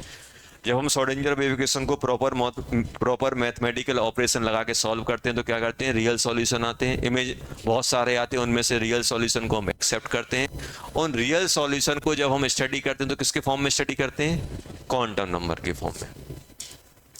अब जैसे मान लो हमें मालूम है क्वांटम नंबर क्या होते हैं, एन एल एम, तो आपसे ये भी पूछ सकते हैं कि कौन कौन से quantum number Schrodinger wave equation से डेराइव हुए हैं। तो principal, azimuthal and magnetic quantum number are derived from Schrodinger wave equation. ये भी क्वेश्चन बहुत फेमस है। क्वांटम नंबर कितने होते हैं, 4, principal, azimuthal, magnetic and spin. उन 4 में से कितने, 3, कौन कौन से, first 3, principal quantum number, magnetic quantum, sorry, principal, azimuthal and magnetic are derived from Schrodinger wave equation. Schrodinger wave equation से कितने, 3 क्वांटम नंबर अपने डेराइव, चौथा एडिशनली बाद में ऐड किया गया था। तो कौन कौन से क्वांटम नंबर आए, 3। और ऐसा बोल सकते हैं ये क्वांटम नंबर क्या है, quantum number are the solution of Schrodinger wave equation. Schrodinger wave equation क्या है, सॉल्यूशन। अब आप बता सकते हैं कौन कौन से एक्सेप्टेबल हैं, कौन कौन से नहीं है। जैसे मैं आपसे बोल रहा हूं एन की वैल्यू 3 है, एल की वैल्यू 0, एक्सेप्टेबल है कि नहीं है, ये है, ये, तो आप बोलोगे सर ये इमेजिनरी है।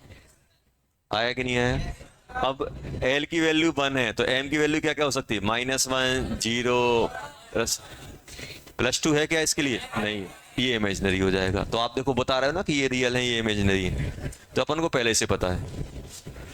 तो जब हम इसको सॉल्व करते हैं इनफाइनाइट सॉल्यूशन, इनफाइनाइट में से रियल जो एक्सेप्टेबल होते हैं, एक्सेप्टेबल, रियल मतलब एक्सेप्टेबल, जो अपन एक्सेप्ट कर रहे हैं, एक्सेप्टेबल सॉल्यूशन किसके फॉर्म में आते हैं? क्वांटम नंबर के फॉर्म में। और क्वांटम नंबर कौन कौन से? प्रिंसिपल, एजीमुथल, मैग्नेटिक, ये 3 क्वांटम नंबर अपने किससे डराइव हुए? नोट बना के लिख लेना। नोट बना के क्या लिखोगे? NLM are from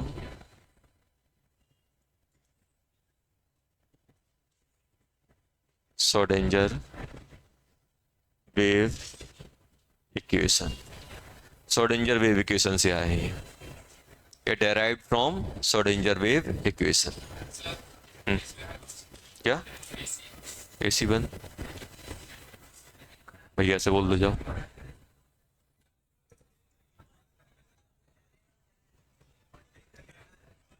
चलो, तो ये अपने देखो, अभी अगर हम लोग बात करें तो अपन ने कोई अभी टफ बात नहीं की है कि हम लोगों ने कुछ ऐसा कहीं नहीं बोला है कि यार इसमें ये है। अपन ने क्या किया? सिंपल क्या देखा? क्वांटम मैकेनिकल मॉडल में क्वांटम मैकेनिकल मॉडल क्यों आया? क्योंकि बोर एटॉमिक मॉडल में बहुत सारी चीजें एक्सप्लेन नहीं हो रही थी। मेन जो उस समय थ्योरी आई थी, वेव नेचर हो गया, अनसर्टेनिटी प्रिंसिपल हो गया, वो एक्सप्लेन नहीं हो रहा था। उसको एक्सप्लेन करने के लिए क्या आया? Quantum mechanical model. Quantum mechanical model में क्या किया है? क्वांटम मैकेनिकल मॉडल में वो सब चीजें कंसिडर की गई हैं जो बोर ने नहीं की थी। सबसे पहले इन्होंने क्या किया? ऑर्बिट का कॉन्सेप्ट हटाया, क्या लाए? ऑर्बिटल। ऑर्बिटल क्या होता है? एक स्पेस, उन्होंने एक रीजन बोल दिया जहां पे इलेक्ट्रॉन मिलेगा, एक पर्टिकुलर पाथ नहीं बोला। पर्टिकुलर पाथ बोलेंगे तो फिक्स हो जाएगा फिर, तो एक रीजन बोल दिया कि भाई यहाँ यहाँ इलेक्ट्रॉन मिलेगा, उसको ऑर्बिटल बोल दिया। अब अगर बात की जाए तो उन्होंने इलेक्ट्रॉन का वेव नेचर भी माना है, पार्टिकल नेचर भी माना है, मतलब मैटर वेव या डॉल नेचर को कंसीडर किया है। अनसर्टेनिटी प्रिंसिपल को भी इन्होंने कंसीडर किया, उन्होंने एक रीजन देखे। अब उसके बाद क्या हुआ कि आप ऐसा बोला है कि क्वांटम मैकेनिकल मॉडल किस पे बेस्ड है, तो उन्होंने क्या बोला? क्वांटम मैकेनिकल एक श्रोडिंगर वेव इक्वेशन है, श्रोडिंगर साइंटिस्ट थे, उन्होंने एक इक्वेशन दी है श्रोडिंगर वेव इक्वेशन, उस पे बेस्ड है। इसका सॉल्यूशन हमारे उसमें सिलेबस में नहीं है। जब हम सॉल्व करते हैं तो क्या होते हैं? Infinite solution. इनफाइनाइट सॉल्यूशन में रियल मतलब एक्सेप्टेबल सॉल्यूशन से क्या निकलता है? अपना क्वांटम नंबर। कौन कौन से क्वांटम नंबर? NLM डेराइव कहां से हुए? इससे हुए। चलो हटा दें ये।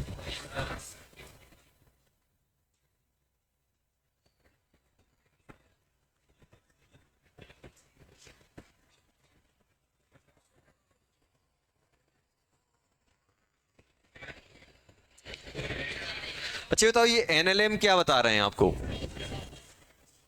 NLM अपन को क्या बता रहे हैं?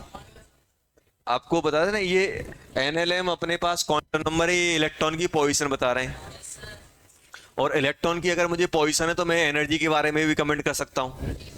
एन और एल क्या देते हैं? एनर्जी के बारे में इन्फॉर्मेशन देते हैं ना। N+L रूल लगाया अपन ने, एन लगाया, जितना दूर होगा उतनी ज्यादा एनर्जी होगी। चलो अब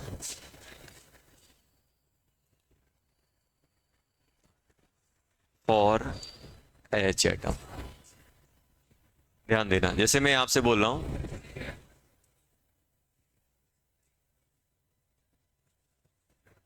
इसको क्या मान लिया? x, इसको मान लिया y, इसको z मान रहा हूं, तो क्या मान रहा हूं? z।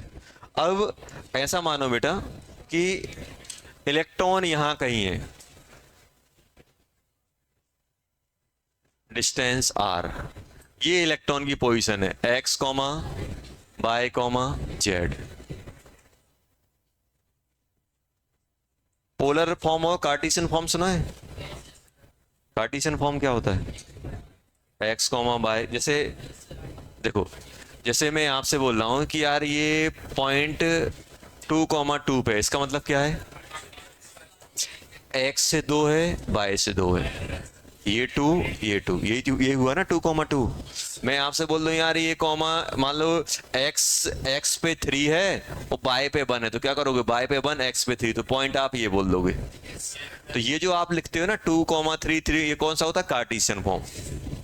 अब ध्यान सुनना, इसको मैं ऐसा भी ऐसे लिख सकता हूं, ध्यान देना, जैसे मैं आपसे बोल रहा हूं ये x है, ये y है, और ये एंगल दे दिया थीटा, तो क्या आप ये x, y बता सकते हो मुझे क्या होगा, कैसे, प्रोजेक्शन ही तो पढ़ा है अपन ने। ये बताओ, ये थीटा है, ये डिस्टेंस कितनी होगी, मान लो ये r डिस्टेंस है, ये यहां से कितना है r, तो क्या ये बता सकते हो, r cos t, और ये क्या बन जाएगा, साइन। तो क्या मैं ऐसा बोल सकता हूं x क्या है, y क्या बन जाएगा, तो ये कौन सा फॉर्म था, कार्टेशियन। ये कौन सा आ गया, पोलर फॉर्म। जब आप किसी पॉइंट की लोकेशन को डिस्टेंस और थीटा के टर्म में लिखती हो तो कौन सा कहलाता है, वो पोलर फॉर्म। और अगर आप उसको पॉइंट के मतलब नंबर के फॉर्म में लिख रहे हो, एक्स और वाई क्या है अपना, कार्टेशियन फॉर्म। ये कौन सा है, ये कार्टेशियन फॉर्म है, ये कौन सा है, polar form. Polar form nucleus से डिस्टेंस और एंगल के टर्म में, न्यूक्लियस से डिस्टेंस और एंगल के टर्म में अगर आप पॉइंट को लिख रहे हो तो वो कौन सा फॉर्म कहलाता है, पोलर फॉर्म। और अगर आपने डायरेक्ट ये पॉइंट लिख दिया तो कौन सा कहलाता है, कार्टेशियन फॉर्म। तो ये तो आपने फिजिक्स में पढ़ा होगा, वेक्टर में ही पढ़ा होगा कि थीटा के साथ ये आ जाएगा थीटा, ये 2D में पढ़ा। अब मैं आपसे बोल रहा हूँ 3D में ऐसे इमेजिन करो कि ये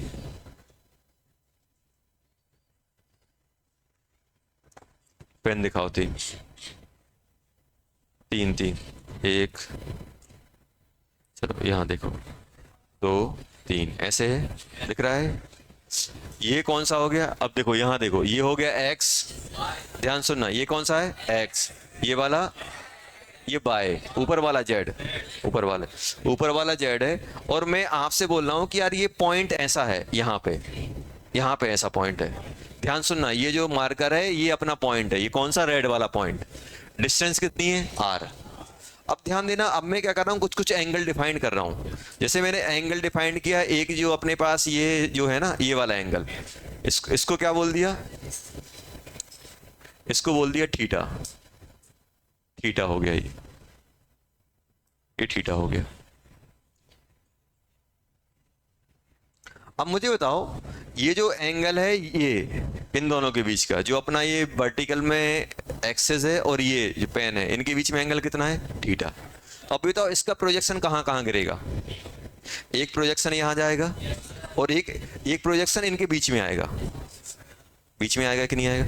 अगर ये ऐसा होता, ध्यान सुनो, अगर ये इन दोनों एक्सिस के बीच में होता तो एक प्रोजेक्शन यहाँ गिरता, एक प्रोजेक्शन यहाँ। अगर यहाँ होता, जैसे अपन ने पहला वाला सीखा, ये यहाँ प्रोजेक्शन कौन सा होता, एक्स, मान लो डिस्टेंस आर है, आर कॉस थीटा, और यहाँ जाता कौन सा, आर साइन थीटा। लेकिन ये 3D में है, कहाँ पे है, 3D में। 3D में तो प्रोजेक्शन कौन कौन सा आएगा, एक ऊपर जाएगा, एक नीचे, और इनके बीच में एंगल कौन सा है, थीटा। तो ये वाला प्रोजेक्शन कौन सा कहलाएगा, आर साइन थीटा। और ये इनके बीच में जाएगा वो, ये थीटा है बेटा, ये वाला थीटा इस वाली एक्सिस के साथ थीटा है, तो ये कौन सा कहलाएगा, आर कॉस थीटा। और इसका प्रोजेक्शन इन दोनों के बीच में जाएगा, आर साइन थीटा। तो अब आप इमेजिन करो कि ये ऐसा है, एक लाइन ऐसी है, एक लाइन ऐसी है, एक लाइन आपके साइड आ रही है जेड बाय वाली, और एंगल ये ऐसा बना रहा है। तो इसका प्रोजेक्शन कहाँ जाएगा, इसका प्रोजेक्शन यहाँ कहीं आ रहा होगा, इसको क्या बोलोगे, आर कॉस थीटा। और इसका ये प्रोजेक्शन कहाँ आएगा, दोनों के बीच में आएगा, ये कौन सा कहलाएगा, आर साइन थीटा। अब मैं आपको क्या कर रहा हूं, एक और एंगल दे रहा हूं, इनका एंगल, प्रोजेक्शन का एंगल कौन सा, फाई दे दिया। अब ऐसे समझो कि ये एंगल मैंने आपको दिया, यहां ध्यान देना, नजर हटी दुर्घटना घटी वाला काम है। यहां देखो ऐसा है, ये एंगल कौन सा है इनके बीच का, थीटा, ये r sine theta, r cos theta, और नीचे आर साइन। अब इन दोनों के ब्लैक और ये इनके बीच का एंगल कौन सा है, 5। तो अब ये बताओ, ये वाला प्रोजेक्शन कौन सा आएगा, अब मैं क्या, अब ध्यान देना, अब मैं प्रोजेक्शन का प्रोजेक्शन ले रहा हूं, तो ये यहां पे कट करेगा। अब ये बताओ ये कौन सा है, r sine theta. R sine theta का यहां पे प्रोजेक्शन लोगे तो क्या बन जाएगा, r cos phi sine theta. Sine या कॉस, साइन। चलो एक काम करते हैं, इसको अपन कुछ मान लेते हैं, क्या बन गया ये, r sine theta cos phi, और एक प्रोजेक्शन यहां आएगा, क्या बनेगा, r sine theta sine phi phi. अच्छा बताओ ये x comma y comma z वही तो थे कि एक्स एक्सिस पे, एक्स वाई जेड पे कहां कट कर रहे हैं, तो एक्स क्या बन जाएगा, एक्स पे कहां कट कर रहा है, r sine theta cos phi. Y क्या बन रहा है, बाय पे कहां कट कर रहा है, r sine theta sine phi, और जेड पे क्या आ रहा है, आर कॉस थीटा। यही आया कि नहीं आया,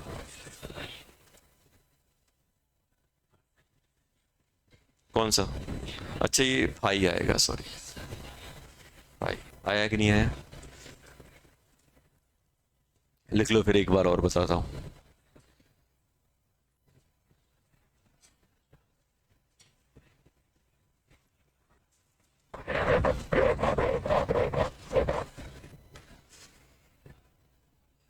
देखो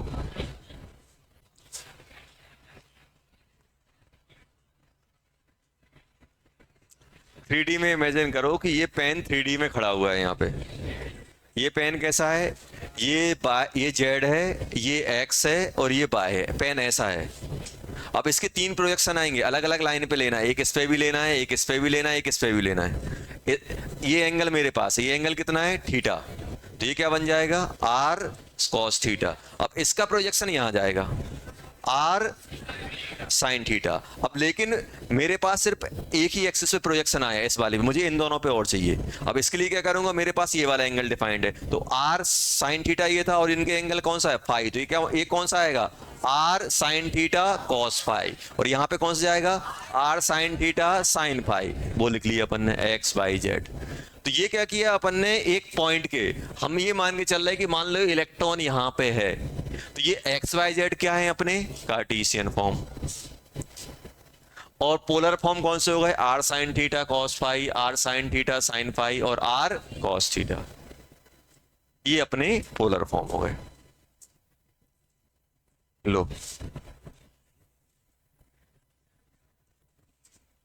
ये अपने पास हम लोग क्या कर रहे हैं, इलेक्ट्रॉन का यहां पे अपन पोजीशन लिख रहे हैं। मान लो इलेक्ट्रॉन यहां पे है, अगर इलेक्ट्रॉन यहां पे है तो अपन कुछ ऐसा लिखेंगे,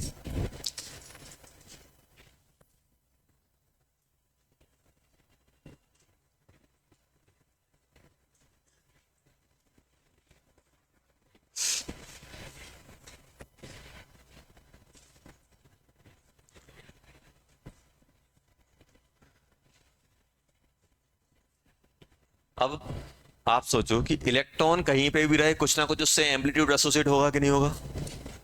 तो हम लोग क्या कर रहे हैं, फंक्शन ऑफ साई, मतलब जो साई फंक्शन मतलब क्या और किस टाइप की प्रॉपर्टी, ये बताओ।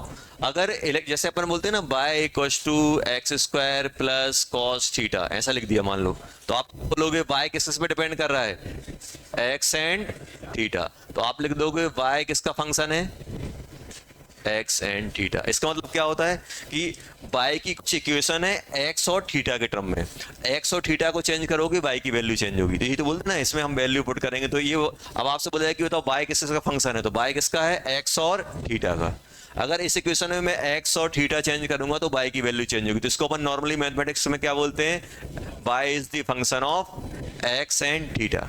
ऐसे ही आप सोचो कि अगर इलेक्ट्रॉन यहां आ जाए, यहां आ जाए, कहीं और मूव करे, कहीं पर भी मूव करे, अगर इलेक्ट्रॉन यहां रहेगा तो एम्पलीट्यूड कुछ और होगा, यहां पे जाएगा तो कहीं और होगा, न्यूक्लियस से दूर जाएगा, पास में जाएगा, तो एम्पलीट्यूड में चेंज आएगा कि नहीं आएगा।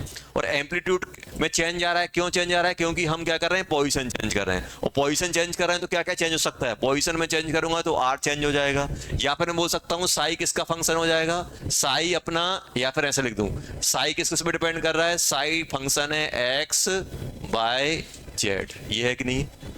अगर इलेक्ट्रॉन यहाँ पे है तो कुछ एम्पलीट्यूड रहेगा उसका, यहाँ पे आ जाएगा तो कुछ और हो जाएगा। अगर मैं कोऑर्डिनेट चेंज करूंगा, इलेक्ट्रॉन की पोजीशन चेंज करूंगा, तो एम्पलीट्यूड में चेंज आएगा ही आएगा। जैसे अपने पास नॉर्मल ऐसे ऐसे सोचो कि वेव अपने पास ऐसे कुछ होती है, अगर x की वैल्यू ये लूंगा तो कुछ अलग एम्पलीट्यूड मिलेगा, ये लूंगा तो कुछ अलग मिलेगा, ये लूंगा तो मतलब अगर हम x और y को चेंज करेंगे तो इसका जो वेव का एम्पलीट्यूड है वो चेंज होता है कि नहीं होता है।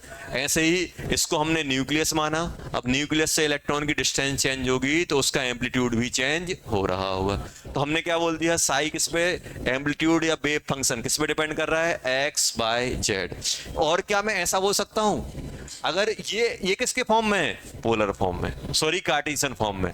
अगर पोलर फॉर्म में लिखे तो क्या मैं ऐसा बोल सकता हूं, ये किस पे डिपेंड कर रहा है, x r थीटा और फाई। तो यहां पे लिख सकता हूं r theta and phi. Psi is the, अगर पोलर फॉर्म की बात करोगे तो r पे डिपेंड करेगा, थीटा पे डिपेंड करेगा और फाई पे डिपेंड करेगा। और अगर आप x y z Cartesian form की बात करोगे तो एक्स वाई जेड। तो होता क्या है, हम जो साई लिखते हैं वो हम किसके फॉर्म में लिखते हैं, पोलर फॉर्म में लिखते हैं। तो ऐसा लिखते हैं इसको, r theta and phi. Psi is the function of r theta and phi. मतलब इलेक्ट्रॉन को, अगर सोचो मैं आपसे सिंपल ये बोलूं कि इलेक्ट्रॉन का अगर मैं एंगल सेम रख रहा हूं, यहां पे आ गया तो क्या चेंज होगा, पहले यहां पे था अब यहां आ गया तो क्या चेंज होगा, आर चेंज होगा। क्या थीटा और फाई चेंज होंगे, नहीं होंगे, नहीं होंगे।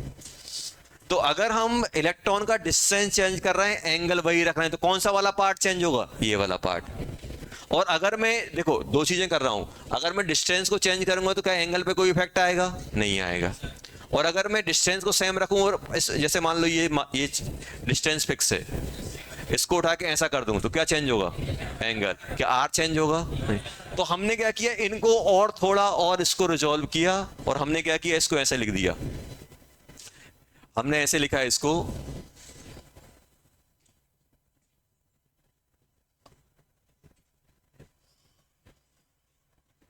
Theta and phi.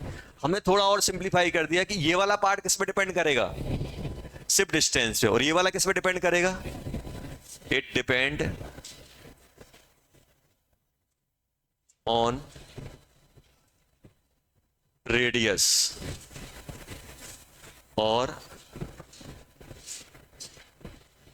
Distance from nucleus.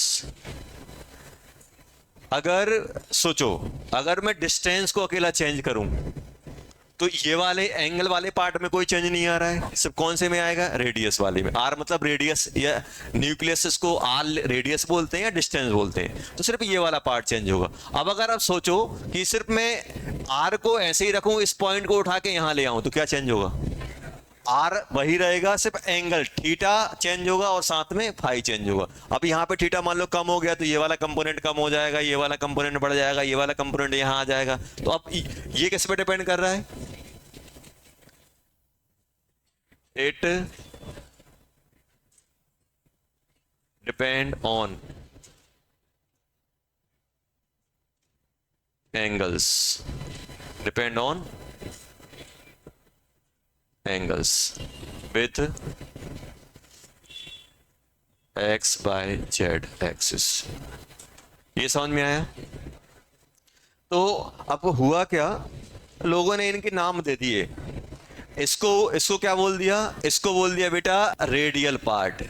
क्या बोल दिया, रेडियल पार्ट। रेडियल पार्ट मतलब रेडियस पे डिपेंड करता है। और ये किस पे डिपेंड कर रहा है, एंगल पे, तो इसको क्या बोल दिया, एंगुलर पार्ट।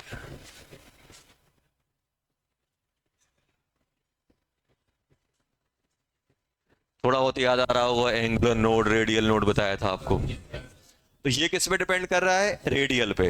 रेडियल मतलब रेडियस, रेडियल पार्ट मतलब साई अपना दो चीजों से मिलकर बना हुआ है, radial part and angular part, radial part and angular part.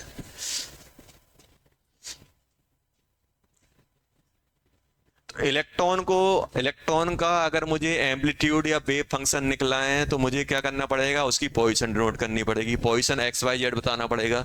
X y Z बताऊंगा तो किस में आएगा मेरा, एक्स वाई जेड अपना कार्टेशियन फॉर्म में। लेकिन हम क्या करेंगे, एक्स वाई जेड को एंगल और थीटा के फॉर्म में लिख देंगे। तो हमने एंगल और थीटा के फॉर्म में लिखा। फिर हमने क्या किया, हमने देखा कि यार इलेक्ट्रॉन अगर एंगल चेंज ना करे, सिर्फ डिस्टेंस चेंज करे, तो कौन सा पार्ट चेंज होगा, रेडियल वाला। तो इसको हमने क्या बोल दिया, radial part. Radial part depend upon radius, और एंगुलर पार्ट किस पे डिपेंड करेगा, एंगल्स पे। बाकी नेक्स्ट क्लास में करेंगे। हाँ, कौन सा एंगल, डिपेंड अपॉन रेडियस और डिस्टेंस फ्रॉम न्यूक्लियस, और रेडियस और बोल सकते हो, इसको रेडियस बोल सकते हो या फिर डिस्टेंस बोल सकते हो। हाँ, डिस्टेंस फ्रॉम न्यूक्लियस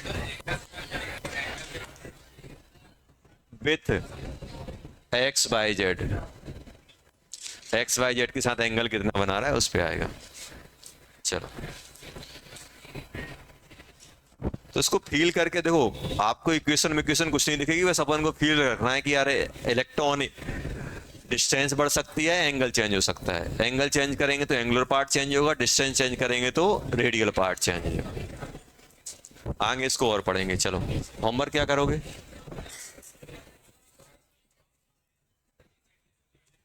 डीसीटी 6 नहीं, देखो पहले बात नहीं करना है बेटा। एक काम करो,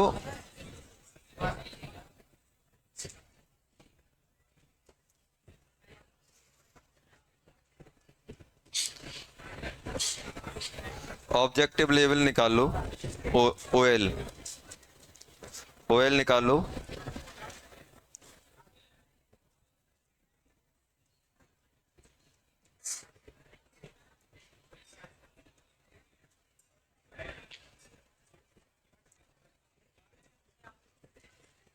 वन टू 15 कर लेना। सुनो, 1 to 15, 1 to 15 में क्वेश्चन नंबर 10 नहीं करना। 1 to 15 में क्वेश्चन नंबर 10 नहीं करना है। और क्वेश्चन नंबर 3 निकालो जल्दी। क्वेश्चन नंबर 3 में सेकंड लाइन में लाइट ऑफ एनर्जी 121 लिखा हुआ है, उसे 12.1 करो। उसे क्या करो, 12.1। क्वेश्चन नंबर ओएल में क्वेश्चन नंबर 3 में सेकंड लाइन पढ़ो जल्दी। क्वेश्चन नंबर 3 में second line, energy, light of energy 121 electron volt लिखा हुआ है, उसे 12.1 करो। उसे क्या करो, 12.1। क्या करना है, 12.1। क्या करना है, 12.1।